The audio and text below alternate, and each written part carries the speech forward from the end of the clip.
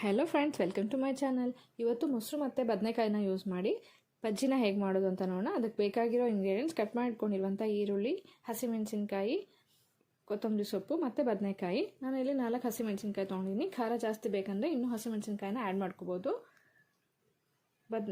ನಾನು ಇಲ್ಲಿ 3 ಬದನೆಕಾಯಿ ತೊಗೊಂಡಿಟ್ಕೊಂಡಿದ್ದೀನಿ. ಮತ್ತು ಮೊಸರು, ನಾನು ನಂದಿನಿ ಬ್ರ್ಯಾಂಡ್ ಮೊಸರು ಯೂಸ್ ಮಾಡ್ತೀನಿ. ನೀವು ಯಾವ್ದು ಬೇಕಂದ್ರೂ ಯೂಸ್ ಮಾಡ್ಕೋಬೋದು. ನೆಕ್ಸ್ಟ್ ಬದನೆಕಾಯಿನ ಈ ರೀತಿ ಗ್ಯಾಸ್ ಮೇಲೆ ಡೈರೆಕ್ಟಾಗಿ ಫ್ರೈ ಮಾಡ್ಕೊಳ್ಳಿ. ಈ ರೀತಿ ಫ್ರೈ ಆದಮೇಲೆ ಪೀಲ್ ಮಾಡಿಕೊಂಡು ವಾಶ್ ಮಾಡಿ ಇಟ್ಕೊಳ್ಳಿ. ನಾನಿಲ್ಲಿ ನಮಗೆ 3 ಬದನೆಕಾಯಿ ತೊಗೊಂಡು ಪೀಲ್ ಮಾಡಿಕೊಂಡು ವಾಶ್ ಮಾಡಿ ಇಟ್ಕೊಂಡಿದ್ದೀನಿ. ನೀವು ಎಷ್ಟು ಬೇಕಂದ್ರೂ ಕ್ವಾಂಟಿಟಿನ ಜಾಸ್ತಿ ಮಾಡ್ಕೋಬೋದು. ಈ ರೀತಿ ಬದನೆಕಾಯಿನ ವಾಶ್ ಮಾಡಿ ಇಟ್ಕೊಂಡಾದ್ಮೇಲೆ ಚೆನ್ನಾಗಿ ಮ್ಯಾಶ್ ಮಾಡಿ ಒಂದು ಬೌಲಿಗೆ ಟ್ರಾನ್ಸ್ಫರ್ ಮಾಡ್ಕೊಳ್ಳಿ.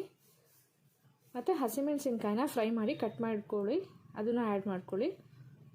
ನೆಕ್ಸ್ಟ್ ಈರುಳ್ಳಿ, ಕೊತ್ತಂಬರಿ ಸೊಪ್ಪು, ಮೊಸರು, ರುಚಿಗೆ ತಕ್ಕಷ್ಟು ಉಪ್ಪು. ನಿಮಗೆ ಕನ್ಸಿಸ್ಟೆನ್ಸಿಗೆ ಎಷ್ಟು ಬೇಕೋ ಅಷ್ಟು ಮೊಸರನ್ನ ಆ್ಯಡ್ ಮಾಡ್ಕೊಳ್ಳಿ. ಮತ್ತು ಸ್ವಲ್ಪ ಹಾಲನ್ನು ಹಾಕ್ಕೊಳ್ಳಿ, ಕನ್ಸಿಸ್ಟೆನ್ಸಿ ತುಂಬ ಚೆನ್ನಾಗಿ ಬರುತ್ತೆ. ಎಲ್ಲವನ್ನು ಚೆನ್ನಾಗಿ ಮಿಕ್ಸ್ ಮಾಡಿ ರೊಟ್ಟಿ ಜೊತೆ ಸರ್ವ್ ಮಾಡಿ. ಆ ಬಜ್ಜಿಗೆ ಸ್ವಲ್ಪ ತುಪ್ಪ ಹಾಕ್ಕೊಳ್ಳಿ, ತುಂಬಾ ಟೇಸ್ಟಿಯಾಗಿರುತ್ತೆ ಫ್ರೆಂಡ್ಸ್. ಮತ್ತು ಇದು ತುಂಬ ಖಾರ ಕೂಡ ಅನಿಸಲ್ಲ, ಮಕ್ಕಳು ಕೂಡ ಎಲ್ಲ ಇಷ್ಟಪಟ್ಟು ತಿಂತಾರೆ. ರೊಟ್ಟಿಗೆ ಒಳ್ಳೆ ಕಾಂಬಿನೇಷನ್ ಅಂತಲೇ ಹೇಳ್ಬೋದು.